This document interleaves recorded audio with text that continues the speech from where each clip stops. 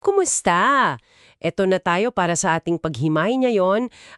May isang idea tayong susuriin mula sa mga materyales na binigay mo, yung sa spiritual discipline of support racing.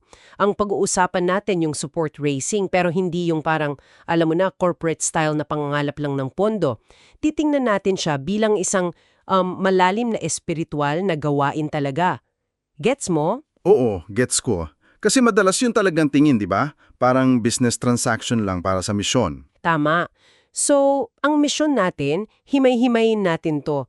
Paano kaya pag nag-shift yung pananaw natin dito, pwede kayang magbago yung buong experience para sa iyo na nangangailangan ng suporta at saka para dun sa mga partners mo, para sa inyong lahat itong usapan. Sige, simulan na natin ha. Paano kung yung pinakamahirap mong paghingi ng tulong this week ay isa palang sagradong chance para lumago ang faith mo? Parang ang layo pakinggan, no? Yun nga eh. Medyo nakakagulat na approach. Kasi, di ba karaniwan, ang tingin natin dyan ay hadlang lang. Isang bagay na kailangan lampasan bago makarating sa tunay na ministry work. Pero sabi nga dito, parang invitation ito to work out our salvation. Hango sa Philippians. Hindi yung sarili mong galing, kundi pakikipagtulungan sa Diyos. Yung mismong proseso, yun ang pwedeng humubog sa atin spiritually. Okay. At hindi pala bagong idea lang, ano? Kasi binabanggit din doon si Apostle Paul. Hindi lang daw siya basta nanghihingi, strategic daw siya, tapos malalim yung connection niya sa mga tao. Oo, parang partnership talaga. Hindi lang yung heto pera, tapos na. May relationship building involved. Partnership yon. Tapos, importante to, lalo na ngayon, di ba? Naku, sobrang importante. Kasi sa panahon natin, ang daming ingay online, di ba? Hinahanap ng mga tao yung totoo, yung authentic. So, yung pagiging totoo mo sa sarili, sa Diyos, sa kausap, yun ang pinakamalakas mong capital dito, kumbaga. Pero syempre, hindi to madali. Nariyan yung takot.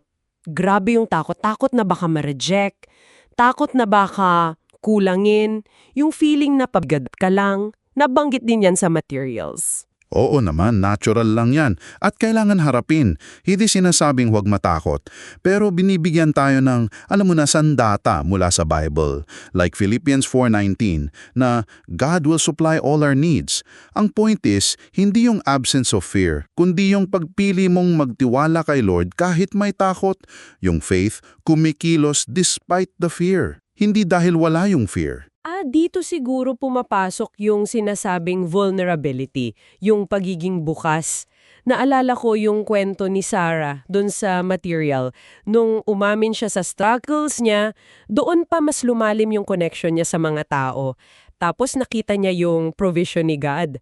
So, yung pagiging vulnerable hindi pala kahinaan, kalakasan pala. Eksakto. Nakaka-build ng trust yung eh. At hindi lang to usapang feelings or mindset ha, may mga practical steps din. Unang-una, panalangin. Foundation daw yun ng lahat. Critical. Pangalawa, yung pag-share ng story mo. May concept pa nga doon na 2-minute faith testimony. Oo, nabasa ko yun. Para concise pero meaningful yung pag-share mo ng ginagawa ni God sa'yo? Oo. Tapos pangatlo, yung pagtingin sa partners mo, hindi lang donors, kundi co-laborers. Katuwang talaga.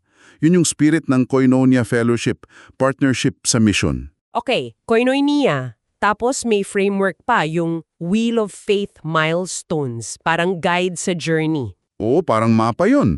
Mula sa doubt hanggang sa full trust. Nakakatulong yun para makita mo yung progress. Pero teka, may mga dapat ding iwasan, di ba? May mga pitfalls.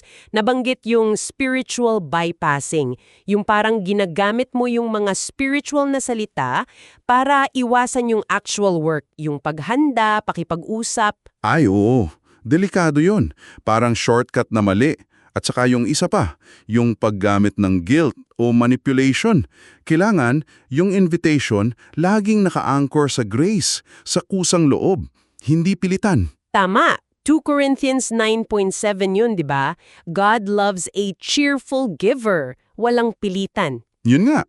At may isa pang concept na medyo malalim, yung paradox of cross and joy. Paradox of cross and joy? Paano yun? Magkasalungat pero magkasama. Parang ganon. Ang idea is, Yung pagsuko mo, yung pagpapakumbaba, yung pagharap sa hirap, yun yung cross.